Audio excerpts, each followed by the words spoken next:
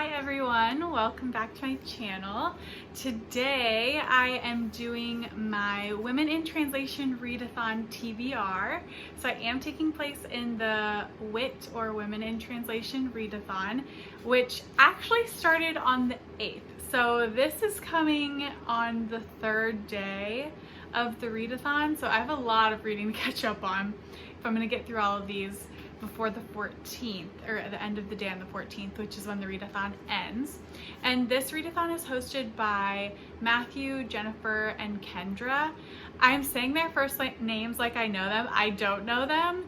I just can't remember all of their channel names, so I will link all of their channels down below, as well as all of the lovely prompts and information that they have about the readathon, so you can see it if you want to participate yourself. So in this video, it's gonna be fairly short, fingers crossed. I'm just going to be talking about my TBR for the readathon and what I've chosen for each of the prompts. And then I will have a separate video that comes out at the end of the readathon vlogging my experience of reading all of them. It will be my first ever vlog, so we're going to see how this goes. Vlogs make me nervous to film. I'm nervous, so we're going to see what that experience is like. But without further ado, let's go ahead and get into the picks. So the first prompt, and they've broken each prompt into like 2 sub prompts. One if you're new to Women in Translation, one if you're wanting like a challenge in Women in Translation. So the first prompt is to kind of go back to a language or an author that you have previously already read. So I will be doing the slightly harder one, which is the reading from an author that you have already read from. And for that, I will be reading An Elderly Lady Must Not Be Crossed. And this is written by Helen Turstein, and this is translated from the Swedish by Marlene Delargy. And this is published by Soho.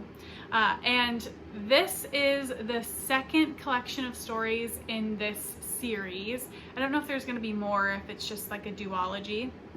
The first one is called An Elderly Lady Is Up to No Good. And these are short story collections that are kind of like crime short stories, but they're all about this elderly woman named Maud. She's 88, at least in this one, she's 88. So I don't know if she's like a year younger or something in the previous one. But she is kind of like a seemingly sweet old lady on the surface who just wants to keep to herself and be in her apartment that she loves. But if you interrupt that peace in any way, she gonna kill you. So this is about Maud, who somehow finds a way to sneak under the radar because she seems like an elderly old lady who's very sweet. She starts murdering people and is getting away with it. And the murders are all very kind of like elaborate and funny and tied into the story that they're in. And this is kind of a continuation. So I believe this takes up right where the last collection left off.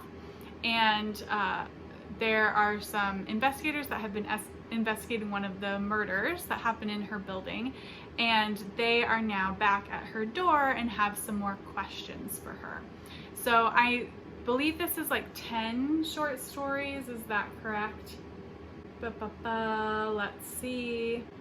Oh, this is 6 interlocking short stories that have to do with potentially being investigated and also have to do with the past. So memories are coming up for her about people who have maybe died around her in the past, who knows why, and she's kind of remembering some of those.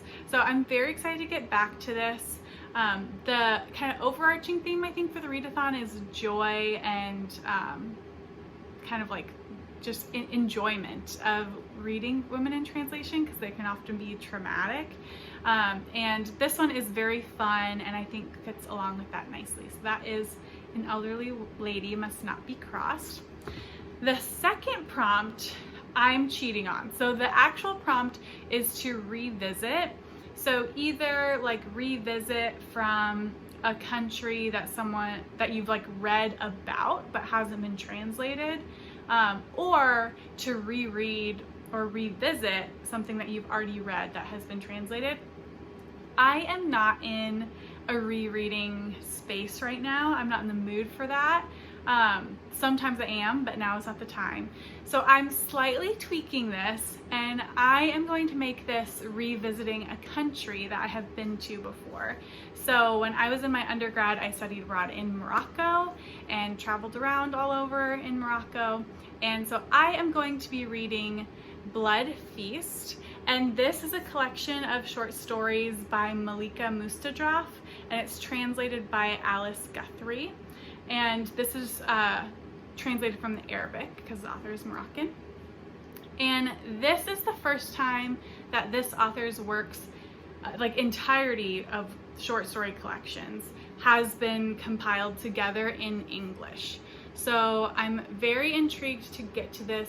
I know that these short story collections very much focus on gender and is kind of trying to like deconstruct gender norms and the gendered body in Morocco. So I'm very interested in that. One of the stories I know involves a mom who is trying to help her daughter pass a virginity test.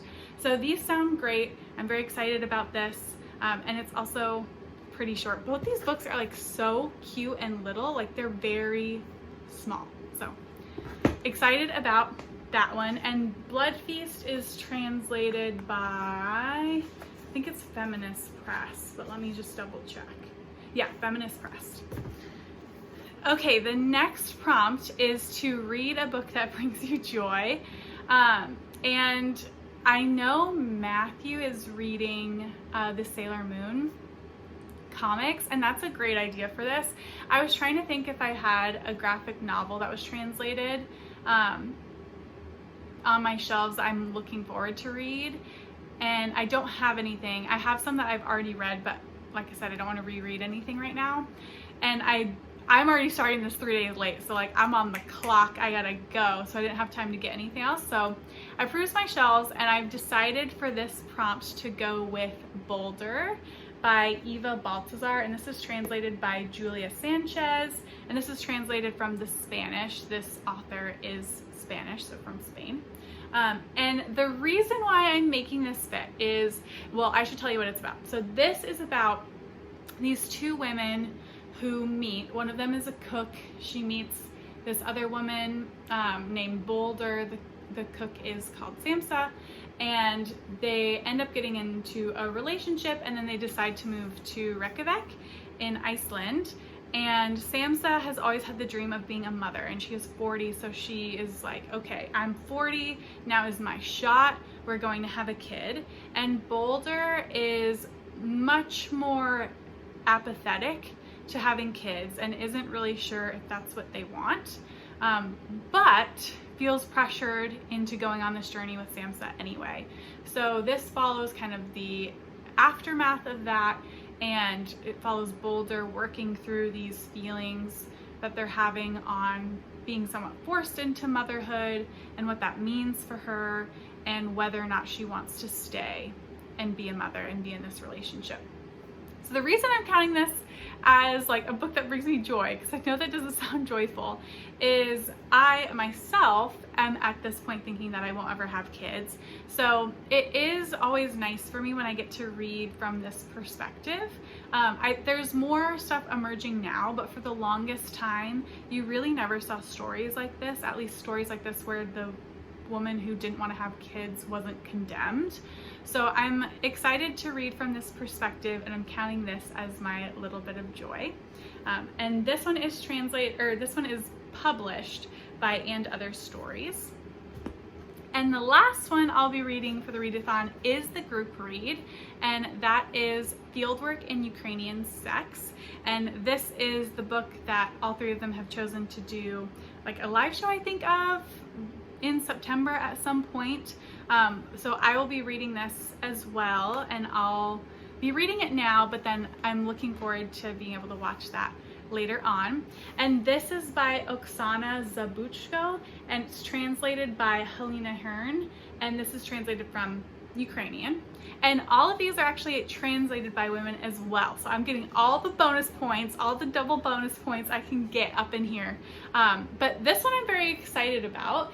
This one, I believe, is about a professor who has just ended a relationship with their lover, I believe, and they're trying to process through that, and in processing is reflecting upon how that relationship might have been very abusive, and then is kind of extrapolating that and putting it onto the conflict that's happening in Ukraine. Not now, but during that time.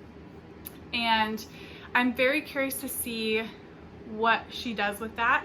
I did take a little flip through this, and this is kind of almost like stream of consciousness. There's no chapter breaks. There's very little paragraph breaks. It's just all kind of like one big block, like this is what the pages look like.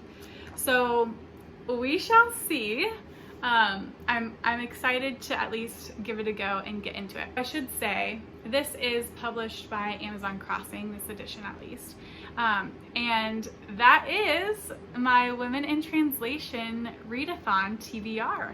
So my first readathon, I'm very excited. We're gonna see how it goes, and I will check back in with you once I have read all of these. So if you are participating in this readathon, please tell me what you're reading for it. I'm so excited to see what other people are gonna read for these prompts. Or if you're not going with the prompts, just what you're reading in general for this month.